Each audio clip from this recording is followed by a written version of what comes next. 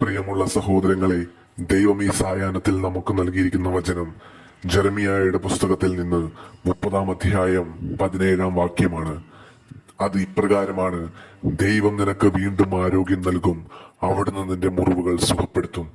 പ്രിയമുള്ള സഹോദരങ്ങളെ, കർത്താവിൽ ആശ്രയിക്കുന്നവനെ കർത്താവ് ഏത് പ്രതിസന്ധികളിലും അവൻ പെട്ടാലും, അവൻ എന്ത് ദുരിതങ്ങൾ നൽകിയാലും, ഒരു ദിവസം ദൈവം അവനെ ആരോഗ്യത്തോടെ അവന് ശ്രേയസ്സുണ്ടാകുവാൻ സഹായിക്കുന്നതായിരിക്കും.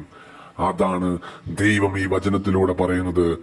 നിനക്ക് വീണ്ടും ഞാൻ ആരോഗ്യം നൽകും, അവിടുന്ന് നിന്റെ മുറിവുകൾ സുഖപ്പെടുത്തും.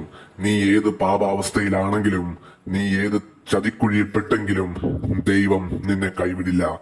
ദൈവം, നീ ഏത് പതനത്തിൽ നിന്നാണോ നീ ജീവിക്കുന്നത്, ആ പതനത്തിൽ നിന്ന് നിന്നെ ദൈവം ഉയർത്തും. ദൈവം നിങ്ങളെല്ലാവരെയും സമൃദ്ധമായിട്ട് അനുഗ്രഹിക്കട്ടെ. ആമേൻ.